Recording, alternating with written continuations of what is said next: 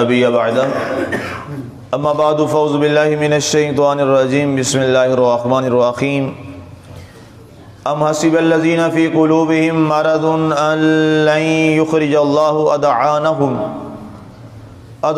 ولو نشاء لاریناکہم لعرفتہم فلعرفتہم بسیماہم ولتعرفنہم فی لحن القول واللہ یعلم اعمالکم وَلَنَبْلُوَنَّكُمْ حَتَّى نَعْلَمَ الْمُجَاهِدِينَ مِنْكُمْ وَالصَّابِرِينَ وَنَبْلُوَ أَخْبَارَكُمْ إِنَّ الَّذِينَ كَفَرُوا وَصَدُّوا عَنْ سَبِيلِ اللَّهِ وَشَاقُّوا الرَّسُولَ مِنْ بَعْدِ مَا تَبَيَّنَ لَهُمُ الْهُدَى لَنْ يَضُرُّوا اللَّهَ شَيْئًا وَسَيُحْبِطُ أَعْمَالَهُمْ۔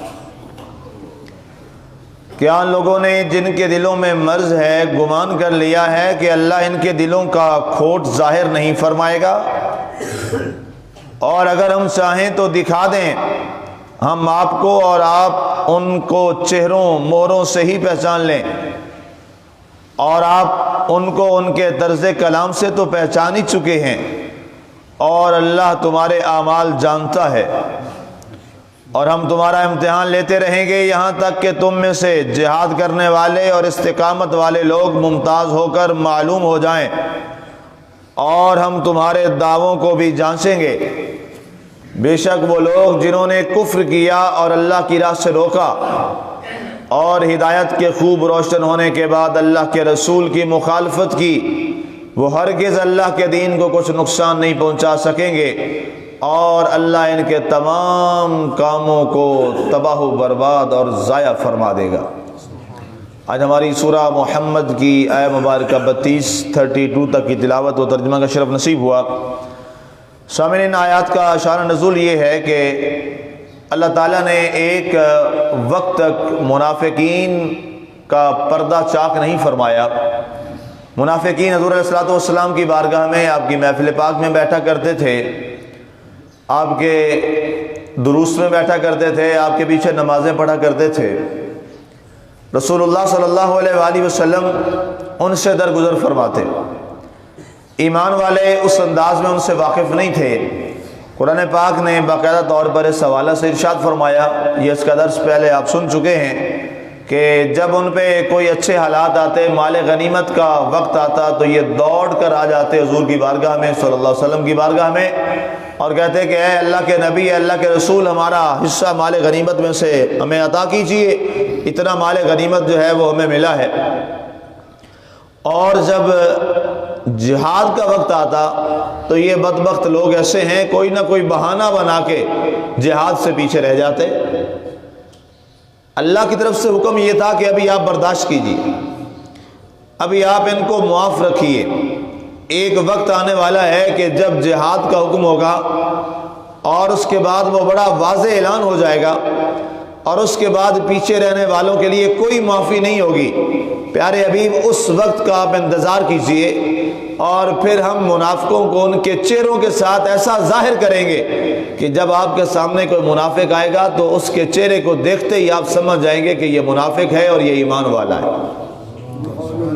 سورہ توبہ میں آیہ مبارکہ 81 سے 88 تک، 81 to 88، اس کی تفسیر جو ہے آپ پہلے سماعت کر چکے ہیں۔ سورہ توبہ کے اندر جب وہ والی آیات نازل ہو گئیں سورہ توبہ میں، اور اس کے بعد یہ والی آیت جو آج آپ نے آیہ مبارکہ 29 اور 30 جو ہے یہ آپ نے سماعت کی ہے، اس کا تعلق اور ریلیویشن جو ہے وہ بہت قریب کی ہے۔ جب یہ آیات نازل ہو گئیں تو اللہ تعالیٰ نے منافقوں کو بڑا واضح کر دیا۔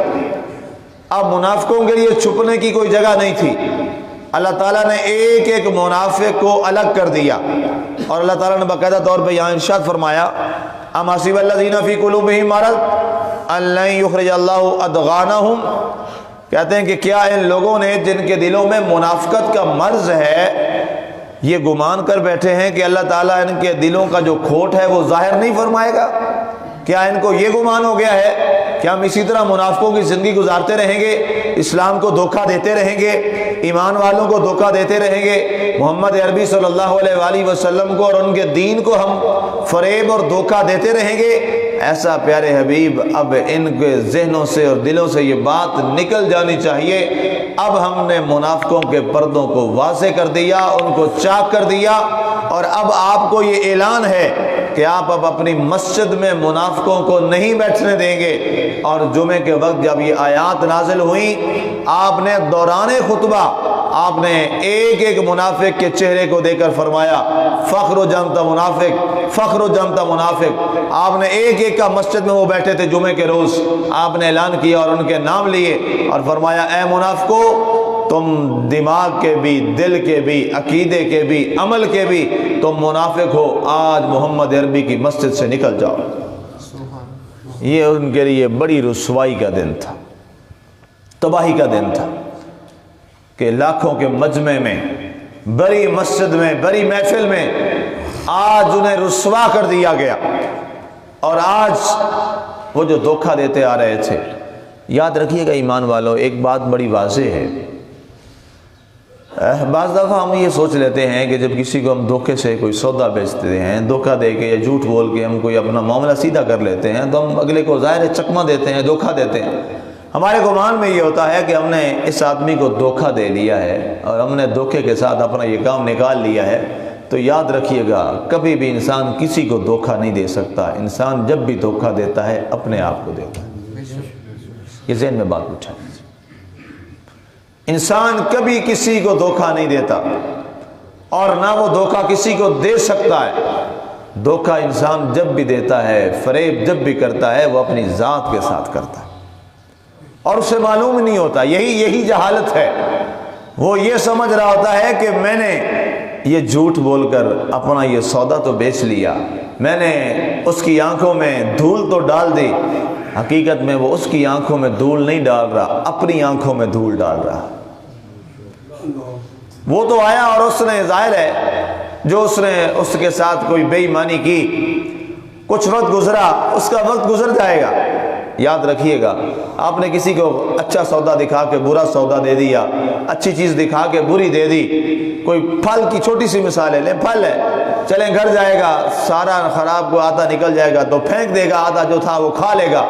اس کا وقت تو گزر گیا، زیادہ نہیں کھایا تھا، چلیں آدھا کھا لیا، اس کے وہ لمحے تو گزر گئے، اس کے بچوں کا وہ وقت تو گزر گیا۔ بس یہی وقتی غصہ آیا، اس نے بڑا اچھا نہیں کیا، بہت زیادتی کی ہے میرے ساتھ، یہ اتنا غلط چیز ڈال دی۔ کوئی بھی جنس کی بات کر لیں، مثال میں نے فروٹ کی دی ہے یا کوئی اور چیز ہے، تو اس نے کہا کوئی بات نہیں، چلیں اللہ اسے پوچھے گا۔ اس کا وہ وقت گزر گیا اور اس کے بعد، اسی لمحے کے بعد اس کے ذہن سے تو وہ بات نکل گئی اور اس کا معاملہ ختم ہو گیا۔ لیکن جس نے دھوکہ دیا، اس کے نامہ اعمال بائیں والے رجسٹر میں اس کے لیے قیامت تک کے لیے ایک سیاہ دھبا لگا دیا گیا۔ وہ سیاہ دھبا اس کے مقدر میں لگ گیا، اب وہ روزانہ کی بنیاد پہ اس کے نامہ اعمال میں داخل ہے، اور کل بروز حشر جب جائے گا تو وہ سیاہ دھبا بول بول کے کہے گا، اللہ کے حضور سے پیش کیا جائے گا اور اللہ فرمائے گا ہاں بتا، تو نے دنیا میں کتنا عرصہ گزر گیا، اتنا وقت گزر گیا۔ اس نے تو کیا کیا، 1 گھنٹے کے بعد اس کا تو پھل جتنا تھا کھا لیا، باقی سایہ تھا، خراب تھا، پھینک دیا اور بات ختم ہو گئی۔ وہ تو آدھے گھنٹے کے بعد وہ تو اپنے معاملات سے نکل گیا اور اپنے ڈیلی روٹین ورکس میں آ گیا۔ لیکن یہ والا جو شخص ہے جس نے دھوکہ کیا تھا، یہ خوش ہو رہا تھا کہ میں نے اس سے دھوکہ کیا ہے، اس کے نامہ اعمال میں رب نے اس کو ایسا محفوظ کیا سیاہ دھبے کو کہ قیامت کے دن میزان لگا تھا، اور بڑا خوش تھا کہ میں تو نماز بھی پڑھا کرتا تھا، میں تو جناب 5 وقتی نماز بھی پڑھتا تھا، میں تو روزے بھی رکھتا تھا، میں تو بڑے یہ نیک اعمال کرتا تھا۔ اللہ وہ سیاہ دھبا پھر نکالے گا، اللہ فرمائے گا یہ دیکھ فلاں دن فلاں ایک آدمی آیا تھا، تو نے اس کی آنکھوں میں دھول ڈال کے اس سے دھوکہ کیا تھا، تجھے معلوم ہے وہ دھوکہ اس کے ساتھ نہیں تھا، وہ دھوکہ آج تیرے اعمال کے ساتھ ہو گیا۔ اللہ اکبر۔ میں نے پہلے کوئی 10-12 دن پہلے ایک حدیث آپ کو سنائی تھی، شاید 12-14 دن پہلے کی بات ہے، صبح درس قرآن میں ہی، کہ سرکار صلی اللہ علیہ وسلم نے ایک دن تشریف فرما تھے اور آپ نے فرمایا اتعلمون ایہم المفلس، کیا جانتے ہو میری امت کا مفلس اور غریب کون ہے؟ جانتے ہو میری امت کا مفلس اور غریب کون ہے؟ سرکار دو عالم وسلم نے جب یہ سوال فرمایا تو صحابہ نے کہ اللہ و رسول عالم، سرکار اللہ اور اللہ کا رسول بہتر جانتا ہے مفلس کون ہے، غریب کون ہے، ہم تو نہیں جانتے۔ صحابہ کا ایک انداز تھا، وہ سیکھتے تھے سرکار سے۔ بڑوں کا احترام اور صاحب علم کے سامنے احترام کا یہی طریقہ ہوتا ہے جو صحابہ نے سکھایا۔ صحابہ کو یہاں تک بات تھی، دن ہے، سورج نکلا ہوا ہے، دھوپ ہے، کڑی دھوپ ہے، حضور فرماتے کیا تم جانتے ہو یہ دن ہے یا رات ہے؟ سورج چڑھا ہوا ہے کہ نہیں؟ سورج سامنے ہے۔ تو صحابہ آگے پتہ کیا کہتے ہیں؟ یہ نہیں کہتے ہاں جی سرکار وہ نظر آ رہا ہے، اس سے ہمارا طریقہ ہوتا ہے، کہتے اللہ و رسول عالم، سرکار اللہ بہتر جانتا ہے، اللہ کا رسول بہتر جانتا ہے، دن ہے کہ رات ہے، سورج چڑھا ہے کہ نہیں چڑھا۔ 12 بجے کا سورج دھوپ برسا رہا ہے، لیکن یہ جواب نہیں دیا سرکار دھوپ ہے، دن ہے، وہ سامنے سورج ہے۔ نہیں، احترام دیکھیے، ادب دیکھیے۔ انہوں نے کہا اللہ اور اس کا رسول بہتر جانتا ہے، سرکار مفلس کون ہے، غریب کون ہے؟ حضور نے فرمایا میری امت کا سب سے غریب وہ ہے، مفلس وہ ہے جس نے نیکیاں تو کی ہوں گی لیکن لوگوں کے حق مارے ہوں گے، لوگوں کے ساتھ زیادتیاں کی ہوں گی، لوگوں کی غیبتیں کرتا تھا، لوگوں کی چغلیاں کھاتا تھا، پیٹھ پیچھے برائیاں بیان کرتا تھا۔ جب قیامت کے دن اسے لایا جائے گا، وہ سارے آ جائیں گے، کہیں گے یا اللہ میرے ساتھ اس نے یہ کیا، مولا میرے ساتھ اس نے یہ کیا، ہاں جی جواب چکاؤ بھائی اس کا۔ فرمایا وہ بڑے اس کے نامہ اعمال میں بڑی نیکیاں بھی تھی، وہ کہیں گے جی اتنی نیکیاں ہمیں دے دیں، ہم معاف کر دیتے ہیں، حقوق العباد ہے نا جی۔ دوسرا آ گیا میرا یہ حق کھایا تھا، مجھے اتنا نیکیاں دے دے۔ سرکار نے فرمایا وہ ساری نیکیاں ان بندوں کو دے بیٹھے گا، اور اس کے بعد اب اور لوگ آ جائیں گے، وہ کہیں گے جی میرے پاس اب نیکیاں جتنی تھی میں تو ساری دے چکا، مولا اب میں کیا کروں؟ اللہ فرمائے گا اس طرح کرو، ان کے گناہ جو ہے نا جو تجھ سے حق لینے کے لیے آئے، ان کے گناہ تیرے کھاتے میں اب ڈالنے پڑیں گے، ان کے گناہ تیرے نامہ اعمال میں آ جائیں گے۔ کہے گا مولا اب یہی رہ گیا ہے، ٹھیک ہے یہ کر دے۔ جو نیکیاں تھیں ساری دے دی، پھر لوگ آ گئے حقوق العباد والے، اب ان کے گناہ اس کے کھاتے میں، اور اب مجرم بن کے کھڑا ہے۔ اللہ کے رسول نے فرمایا میری امت کا سب سے غریب وہ ہے جس کی نیکیاں تھی لیکن ساری حقوق العباد کے بدلے میں لوگوں کے کھاتے میں چلی گئی۔ مسلمانوں اللہ اس غربت سے بچائے، یہ سب سے بڑی غربت ہے، یہ سب سے بڑی مفلسی ہے۔ تو اس لیے جو میں نے جملہ عرض کیا نا کہ ہم دھوکہ کسی کو نہیں دے کے، دھوکہ ہم اپنے آپ کو دے رہے ہوتے ہیں۔ تو اس لیے آج اگر کوئی کمی کوتاہی پہلے ہو گئی ہے زندگیوں میں، آج توبہ کر لیجیے، آج وقت ہے، آج لے ان کی پناہ، آج مدد مانگ ان سے، پھر نہ مانیں گے قیامت میں اگر مان گیا، پھر قیامت والے دن معاملات نہیں ہونے، مرنے کے بعد آنکھیں میچ جانے کے بعد کلوز ہو جائے گا سارا نظام۔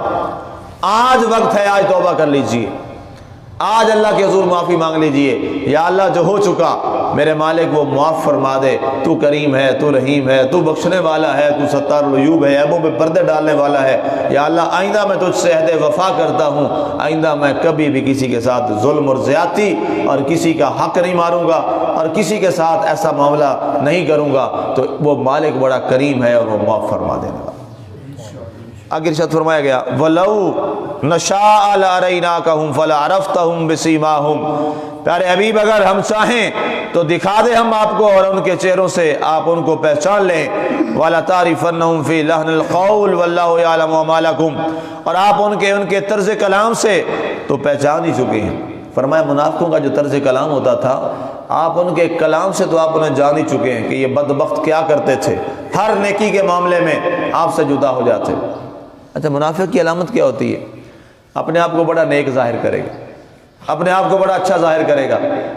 میں نے حدیثیں بڑی بے شمار اس پر بہت ساری تفاسیر مفسرین نے لکھا، حضور کے پاس صف اول میں آ کے بیٹھتے، حضور اب یہ کر دیں، حضور اب یہ کر دیں، حضور اب کافروں کے خلاف یہ کر دیں، اب جی ان کے خلاف یہ کر دیں، اب یہ نیکی والا کام، اور سب سے باقیوں سے بڑھ چڑھ کے جناب بابا بلّہ شاہ رحمۃ اللہ علیہ نے فرمایا تھا نا، سر تے ٹوپی تے نیت کھوٹی، وہ والا معاملہ۔ بزرگ بڑے یہ عظیم لوگ تھے، یہ سیدھی سیدھی بات کھلی کر دیتے تھے، ایک یہ ہے کہ سر پہ ٹوپی بیٹھ کے بیٹھا ہو، اور ایک وہ ہے جو ننگے سر بیٹھا ہو، ٹوپی پہنی اور دل میں کھوٹ ہو، اور ایک وہ ہے جو ننگے سر پچھلی صف میں بیٹھا ہے لیکن دل صاف ہے۔ اللہ کو یہ پہلی صف میں ٹوپی والا نہیں، آخری صف میں سر سے اترا ہوا زیادہ پسند ہے، کیونکہ دل کو وہ دیکھتا ہے۔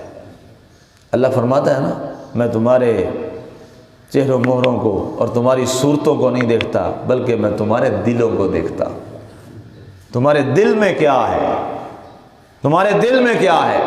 دلوں کو ہم نے پاک کرنا ہے، ہم نے دلوں کو صاف کرنا ہے، اور جب یہ چیزیں بھی مل جائیں اور دل بھی صاف ہو جائے، پھر بندہ بیٹھا ہو صف اول میں تو پھر واہ واہ ہے، پھر اس کی عنایات ہی عنایات ہے، پھر کرم ہی کرم ہے۔